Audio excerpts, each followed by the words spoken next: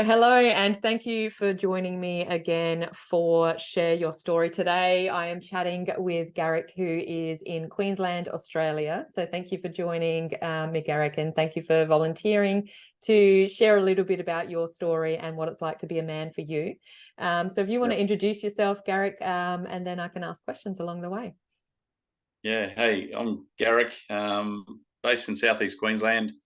Lucky enough to live on farm and have set up enough income streams and enterprises to be able to work from home Beautiful. and look after kids and family and try to get some priorities right. Beautiful. So Garrick, what prompted you to want to share your story, or to what do you want to share about your life? When I put the call out, what prompted you to want to join in? I guess I've been lucky enough, like in the last 5 years now that we've got Insta and TikTok as a pretty big media stream, but it's a fairly informative media stream. Mm, And I'm not an avid reader. And of the things I've read, you get how to explain it. You get a paper insight, but if you hear a story via folks like yourself and other creators, and then there's other written or diagraphical or pictures to show you mm, what they're discussing. yep. I find the content actually sticks very quickly. Okay. Um, and the other thing is I can start to drill down into a specific topic. If I've got a thing I want to investigate or look at about myself, I Yep. just basically type that in and then spend the next hour or two even on YouTube just reviewing, listening, and you find crumbs all day. And by the end of it, you get a bit of information that suits or hits Yep. home, because Yeah, there's no, so it's good. many situational that you've got to get that rapport, I guess, with a creator and go, yeah, I get what they're saying, and they're not. Mm, I understand their angle, and yeah, I'm hearing them. yeah, yeah, So beautiful. yeah, yep, Nice. So something clicked with yeah, me then. So something resonated. So that's good. So thank you again for coming on here. Now, you said some of the things that you were happy to talk about, were things around creating boundaries and separating and maintaining respect, with that other person, I assume. So I'd love to hear a little bit yes, about that journey, if you're like, because a lot of people, a lot of men I know, within the space of on social media, and the ones I've worked with are or have gone through separations, and there isn't yes. always mutual respect there. No, and it may not be mutual. What I learned through friendship and just awareness and again just reading and listening is in my married relationship we were very soft with boundaries, and I'd be the Mm-hmm. first to say I walked through many of our spoken boundaries over the lifetime of my marriage of 23 years. Um, though I don't believe it was ever out of malicious intent. There was certainly frustration. Mm-hmm. Um, but then I realised, as the roles and things reversed, that the only way forward for me was to actually create boundaries and adhere to the boundaries set for me. And particularly when I created and realised I had to have an exit strategy, Yep. and then enforce that, the boundaries are really important. Mm. One of the things I had read, and it was very critical for, I guess, a mature separation, was once I made the decision and then spoke of my decision to separate, I Mm-hmm. had to fully respect the other party, my partner's decision, and their reaction and their Yes. action. Yep. So that was probably uh, the biggest single element that I had to adhere to Mm-hmm. and have to the letter. So it might have been devastating for that party to have heard my call. Yep. It wasn't. It was probably, it wasn't out of shock, but just out of I guess my strength and defiance in holding that boundary. Mm. I was very firm, Yep. and with that then came the rebuttal and their reaction and their action, Mm. and been quite literally quite severe. But I have to own that. Yep. I asked for separation. Now I receive what I asked for. Yes. Um, so that's been pretty big. Yeah, and I guess Yeah, it's realizing that everyone, needs time to process, and when something big, you said you were married for 20, what was it, 23 years. Is that the marriage 3 years. that you separated from? Yes, Yeah, so yes. when the other person hears, that's happening, whether they, knew it was going to happen or not, it's still something massive to process. And we can't determine, or we can't have expectations on how someone is going to respond to such a life-changing, decision that was made. And I've been through a similar thing where I was the person who made the decision, and it's like, you do just have to hold space and maintain your own boundaries as much as possible, and your own level of calmness, I guess, as much as you can within that situation, to help the other person as well navigate, what's happening at the same time. So yeah, and in that relationship, is there kids in that relationship, Garrick? Yes, yeah, we've got 3. Okay.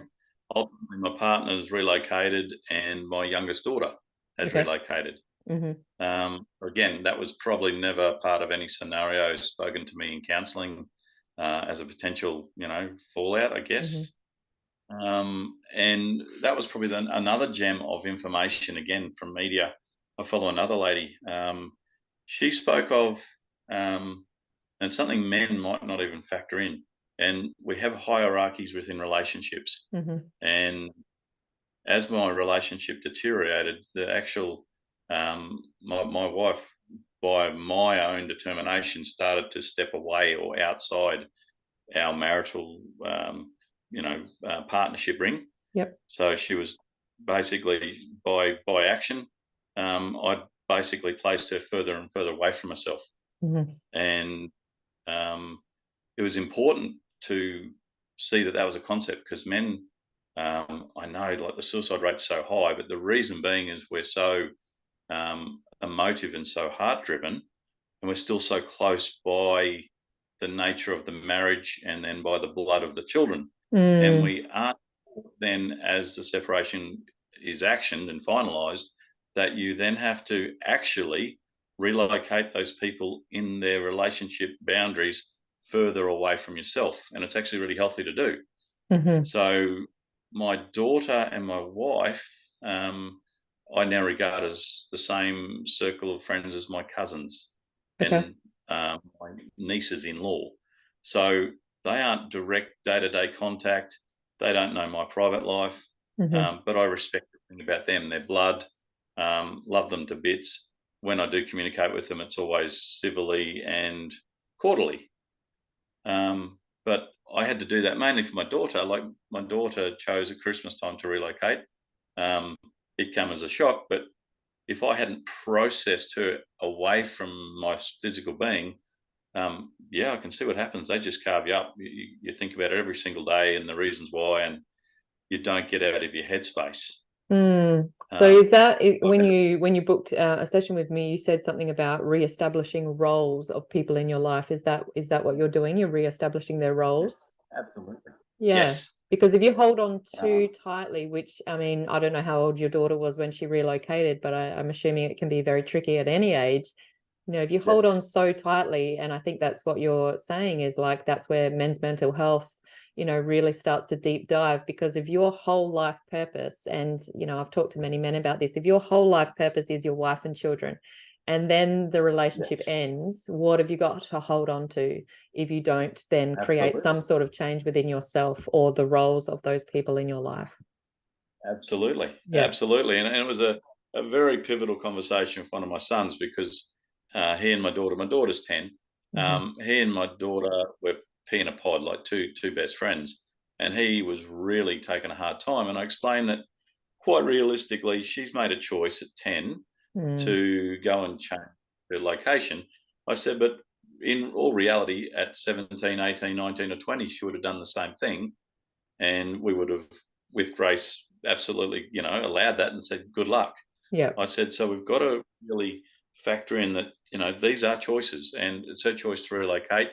We have to respect that. But again, I've taken him through the scenario now that he has to detach from Yes. that brother sister element and get through the grief of it, and re-establish the respect and the new boundary of Mm. her now as she is, she isn't in daily contact with us, and she's certainly nowhere near us now physically. So Yeah. um, he really understood and got the concept to say, okay, she's now like my cousins or my nieces. And I Yes. said, that's exactly it. Love For them, care for them. They're not in your life every Not day. in your daily life. Yeah. And I mean, that's a hard thing to do for anyone, particularly when they've been Yes. a part of your life every day. Yeah. But I think even the way you're talking about this, Garrick, it is, hopefully will provide some inspiration for men and for women if they're listening too, but on how you Yeah. can navigate, these changes within the family structure and within life. Because a lot of the time what I've noticed is, and social media is sort of like a cesspool of stuff at times, but a lot of the time people are holding on to so much resentment and so much hurt and so much pain when things change, particularly in the Yes. family structure, that the Yes. relationship breaks down altogether. And the way you talk about it is a different way where you're open to the change. And yes, you may not like it as much as what it was before, but it still allows you to have a relationship with the people that are important to you. Yeah. Yeah. And I think one of the things, and it's not being judgmental of men, but we tend not to self-reflect very well. So we don't own the issues or the behaviours that we create in a relationship for it to break down. Yeah. One of the things to get through my healing was to absolutely emphatically own at least 50% of all the trouble. Mm-hmm. But then with that information, go and get the counselling. Go Yeah. and Good. speak to people and go, hey, I know I mucked up. I know I did these things. How? And, what are the techniques and tools I need to do to not reenact that ever again? And quite literally, I found in our relationship, it was quite literally situational. It Yep. was the two people in a particular relationship that created an ingredient that then caused a lot of my, I guess, misbehavior would be what you'd call it. Yep. But totally out of frustration. Mm-hmm. And that's the other party. And it's like, wow, I feel for anyone that has a breakup but doesn't understand why. That to me, like, really, have you not listened to all the minimal, little tiny nuances and feedback that the other partner was giving you for the whole Yes. relationship? Yeah. You know, Yeah, you're and not. everyone always plays a part, don't they, in a relationship. And I've had a conversation just with someone today about this very thing as well. It's like, no matter what, you've played a role in the relationship and you've got to own that role. And even if you think, even if the other person, I said this in the discussion I had, even if the other person's the person that's cheated or done something like that, you've played a Yes, part somewhere along the way for the relationship to get to the point where that's happened. absolutely, And absolutely. that is a real smack in the face, when you're like, shit, I have to own that. And a lot of people Yeah, don't. And I don't believe it's just men that don't own their part. I believe women don't as well. It just depends on the individual, but it is very prevalent in society where we're not owning our part in anything at the moment. So to hear you doing yeah, that is again, it's good to hear. yeah, yeah. That's pretty much. But in absolute reality, like I stayed married or committed to the concept due to the matrimony and the vows we took. And I'll be honest, once I entered counselling, marriage counselling, I realised in my naivety that for our well-being and our own individual health, that the marital vows were defunct or obsoleted a long time ago. Yeah.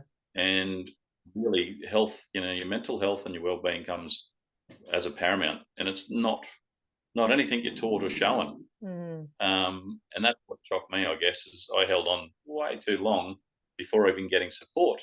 Mm-hmm. Because that's for the better or the worse. I was going through the worst of it and just assumed, based on my naivety, that that was part of the role. Because everyone you see when the honeymoon's over, they grind it out, and they do. Oh, and You know, that's still what we're taught to this day. I believe that, no matter what, that you should hold on in a relationship, particularly if you're married, because you've taken the vows and blah, blah, blah. And I do believe in, you need to put in effort, but there is a point for a lot of people that if you're done, you're done. and you need to be okay with letting go and appreciating the beauty that it was up until that point, and then saying, well, it's no longer working anymore. Maybe we've grown apart, or maybe this, or maybe that, and that's okay, because it's a part of life that we grow and change. And sometimes that person, is not right for us moving forward. But if your mental health was taking a hit because of being in that relationship, then that definitely has to come first and foremost. Because if you were to stay even longer, it would have just dragged the other person down too, no doubt, at some point. Yeah, and that's the reality. Like, we were very young adults, 2019 when we met, and you morph and you grow and you become someone totally different by the time you're pushing your midlife. Yes. And that is the reality. Like, I'm nowhere near the guy I was 27 years ago. Yep. And yeah, it's the right choice for me. Fairly importantly for me was my internal peace. Within the first week of separation, not being looking outside the square, but my internal peace was there, and it was like, oh, this is probably what I was seeking, was the peace. Yep. And that's been here in spades ever since. So that was fairly exciting. So that's probably the biggest single payout, I guess, for separation for me. I was seeking peace, and I got it instantaneously.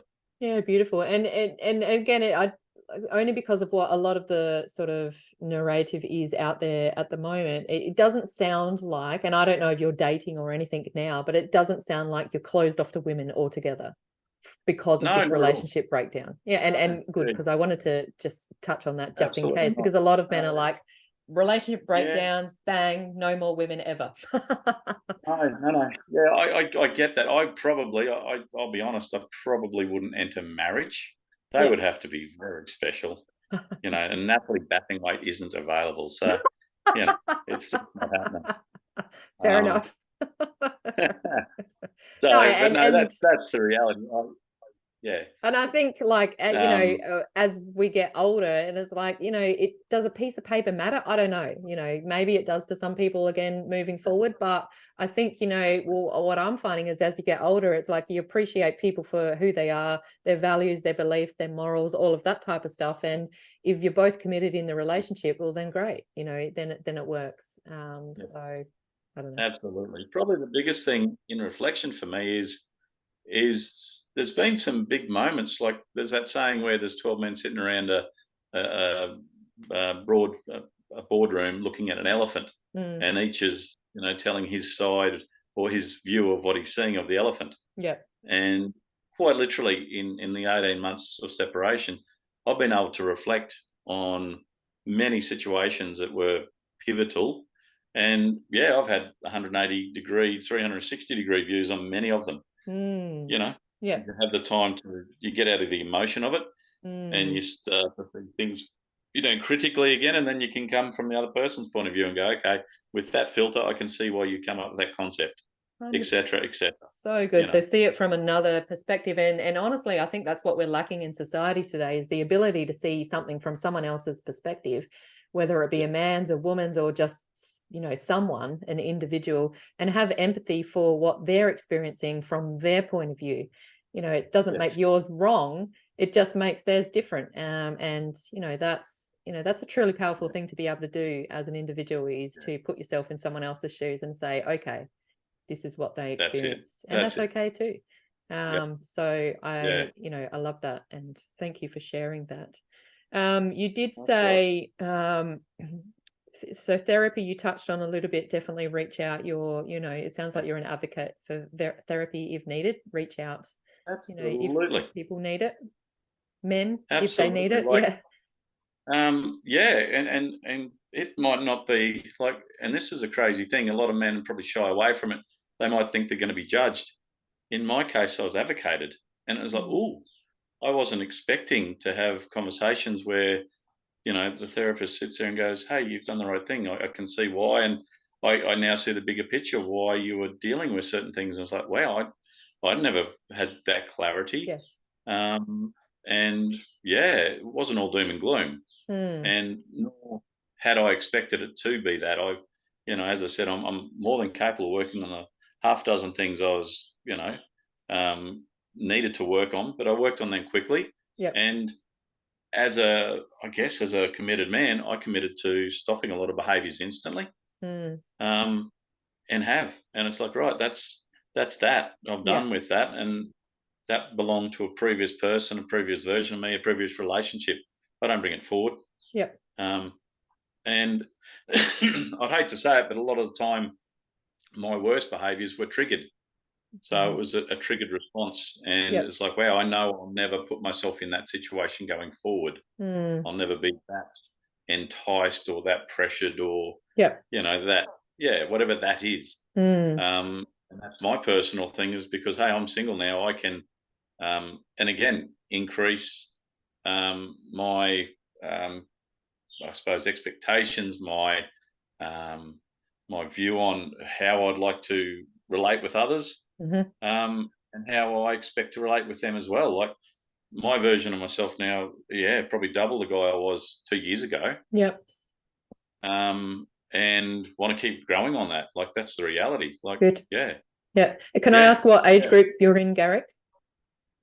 Pushing 50 next year. Okay. And I only ask because, a lot of men and women, it seems like, we've got to go through a certain amount of life for us to actually reach a point where we can grow and be comfortable with who we are. And a lot of the people that, I'm working with or talking to are 40, 50, or even plus. And it's, 60s. And it's like, well, you reach a point where if you're doing the work, you can feel comfortable with yourself. And it's, the work never ends, I believe, the inner work. But it's like, a lot of people are in this age group. And, when I've worked with people in the younger age groups, it's like, but I'm, they're not comfortable with themselves and they want to be someone else. And it's like, it's okay. You've got time. You've got time to work on yourself. You don't have to be there yet. You can work towards being the man or the woman that you want to be. So that's why I ask. So thank you. It takes time. But the other thing you mentioned, alcohol. Tell me about that. Well, I've had a couple of wonderful run-ins with alcohol over the time. I lost my brother about 15 years ago, and had a great affair with rum at the time. And what I learnt from that round of drinking was, what a lot of guys do is we numb ourselves with the alcohol. So we don't feel. So we feel a feeling, we drink, and we shut the feeling down. Yes. Alcohol, strangely enough, does the opposite now, or I make it do the opposite now as a tool. So it's not something I do habitually. It's either for a celebration or it's going to be for a let out. Yep. And for the let out, it's and again, probably the luckiest thing is working from home. And I spoke to a friend about this yesterday. Is guys that do laborious jobs do have the time to get back in the head and start feeling and processing. But when they go to emote, if they don't use the alcohol to actually flow the emotion through, grief, anger, whatever that is, then that's when, we're probably not drinking properly or drinking properly, if that makes sense. I realised right through my marriage, and it only came about just prior to separation, was anger. I'd suppressed anger for 27 years in my relationship. Yep. Now, prior to that, I was a mad gym junkie, and I loved anger because I could turn up to gym and it'd empower an hour and a half of effort. And I loved it. And then I suppressed it for majority of my relationship, and then realised actually it's quite a clean energy. Anger's really good if you can then physically let it out. Definitely. And you can do something with the anger. Like you can process, you can emote, you can get your head clear, and you can do stuff well physically. Like you can go and chop firewood or move a couple of tons of earth real easily with Get your axe out. Yep, do some wood chopping. Absolutely.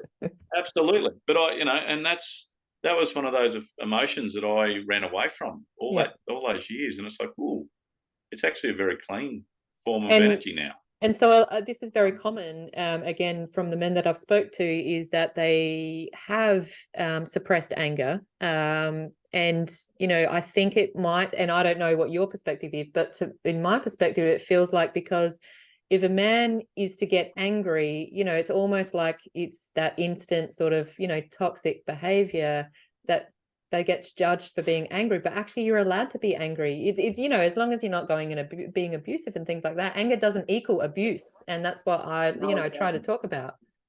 Yeah, it quite doesn't. But I'm a bigger guy, and I think what happens is your partner they may show a face of fear or a reception of fear, Mm, and then naturally, as respectful gentlemen, you don't you, show it again. yeah, okay. And we learn to, well, we learn to shut it down, but we then don't transmute it into another energy or another feeling. So it's So it does just stuck in the body as energy. Yes. And then we get that passive aggression behavior where Mm, it's all pent up, and that's yes. really not healthy, No, you know? and honestly, that's more of a wounded feminine side as well, the passive aggressive. So, Yes. you know, it's very Yes. important to get it out. So I guess from your perspective now, it's like feel the anger, go chop your wood or go Absolutely. do something, you know, Yeah. very physical and get it out of Yes. the body, which Yeah. is very important. Yes. Yeah. Yeah. But yeah, back to the alcohol. Yeah, like I drank through the grief in the morning of the relationship, but truly to emote it. So there was a lot of I put my headphones on, a lot of music, had certain playlists set up Yep. specifically to emote a certain Yes. energy or a certain emotion. And that's what I did learn is playlists were really important to me. I didn't realize that without music, I'm a little bit shy, a little bit quiet. As Hmm. soon as I put some music on, the color comes back, and it's like, right. So it's really important to me now Good. to have, quite literally, you have different mood music, Yep. and different dreams for different things. So in my Spotify there, I've got a bunch of different types of sad music Hmm. for specific energies. Yep. So And it they're my helps go-to, to and I'm, Yeah, so it you helps know, to move the emotion. And, you know, if yes, music works, which for most people it does when they allow themselves to find the right music, you know, if music works, use it, you know, absolutely, to to move the emotion. absolutely. Yeah, You that's a know, great and thing.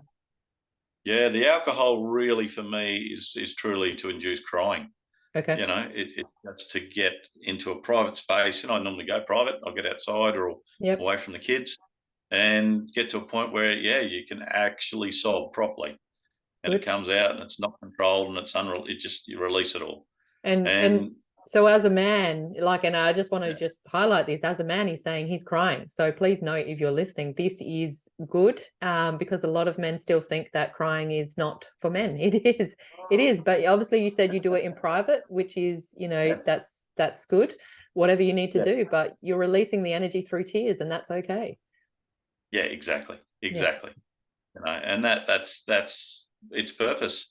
And again, celebration or reflection. I try and not, as I said, I try not to have or shield any of my emotions with the alcohol. It's virtually got to have a reason these days to have a drink. Hmm. That makes sense, Yeah. and a sort of small celebration. I might drink 3 days a week, but they're 3 cracking days and 1 crappy day, maybe. So Yeah. they've got a real purpose. They're not just blindly opening up a six pack and just going for it. Yeah. No, that's good. So Thank you. yeah, the other really interesting insight I had was I had a lady who's a dear friend.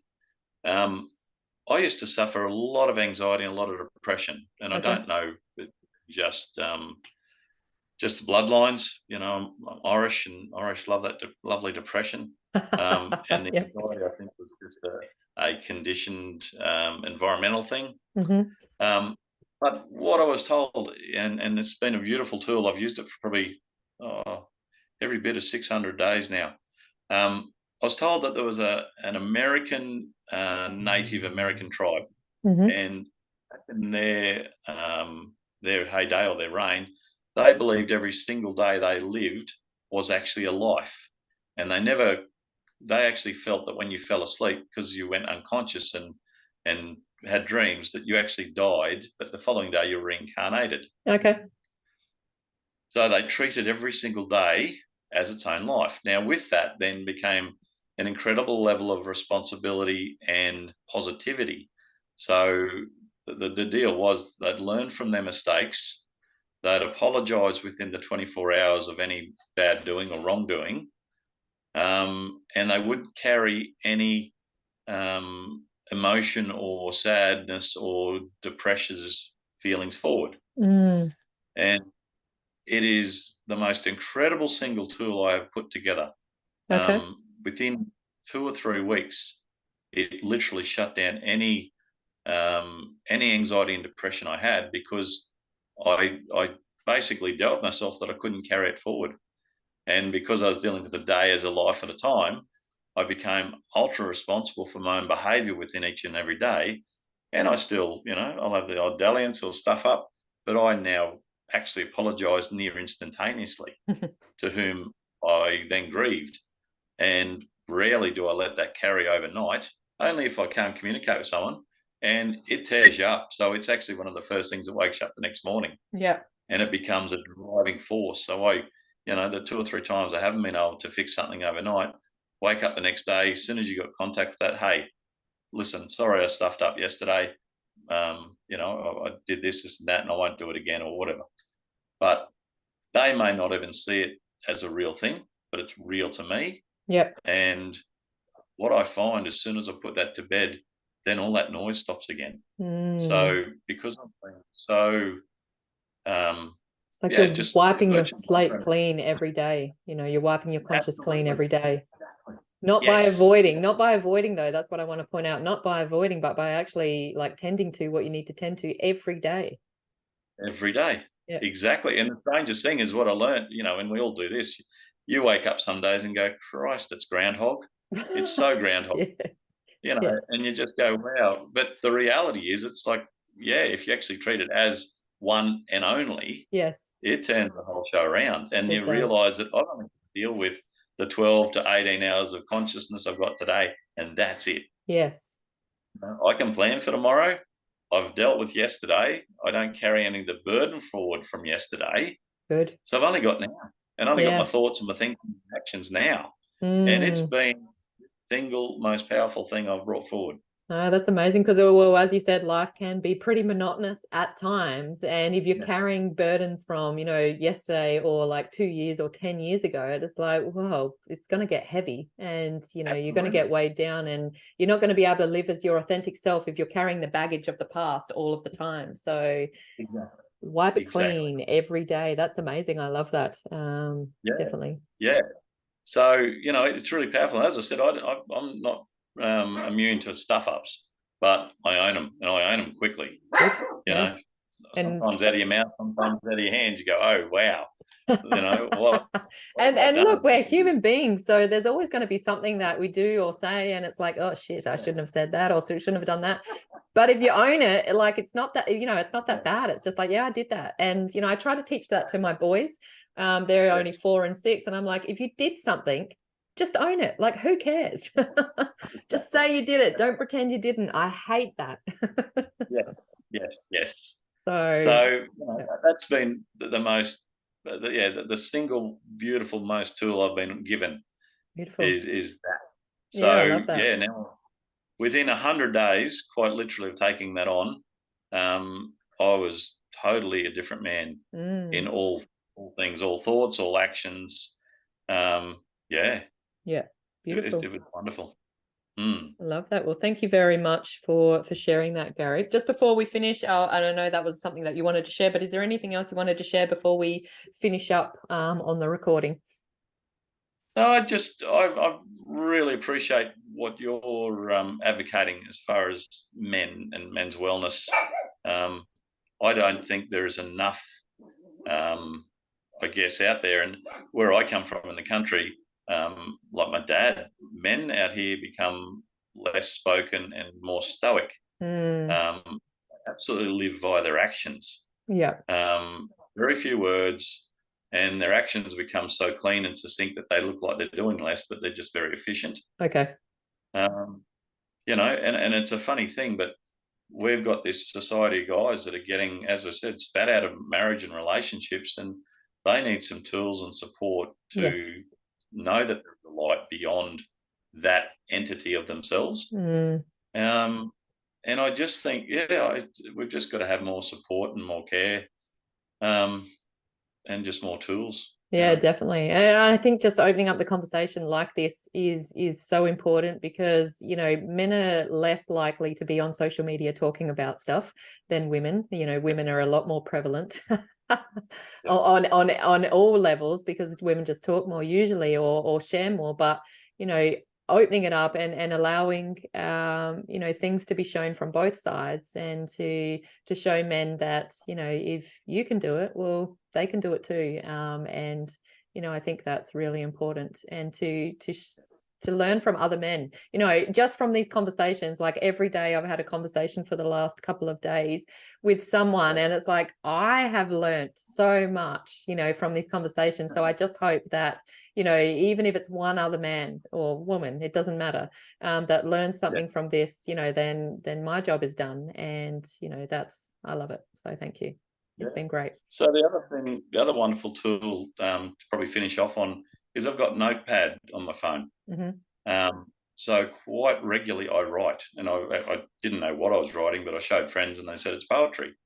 So when I want to emote, or I'm angry and can't emote, I'll express it in writing. Okay.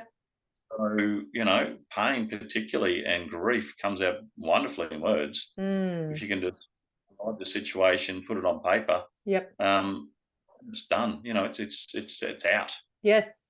And I can do Similar, that quietly. similar to journaling, you know, getting it out, just get it out. And from what I've heard, it's not as common for men to do that, but that's great. You know, using your phone technology, use it. Oh, yeah, exactly. You know, so I've got hundreds of little pieces of stuff, but it's all just little reflections. And I normally use it when I can't speak or can't be private. So it's actually when I'm in company. You might be at the bar, at the pub, and just go, wow, I'm feeling something really strong at the minute. And just punch it out. And it comes out in 5 or 10 minutes and it's done. Beautiful. You know? Yeah. I love that. Yeah. Write it down, get it out. And again, it's just another way to move the energy and to move the words, because if you keep your words, you keep your energy in as well. So yeah. Absolutely. Beautiful. Absolutely. Well, thank you, Garrick. It's been a pleasure. I'll hit stop on the record now. So thank you for sharing your wisdom, your insight, and what it's like to be a man for you. Thank you.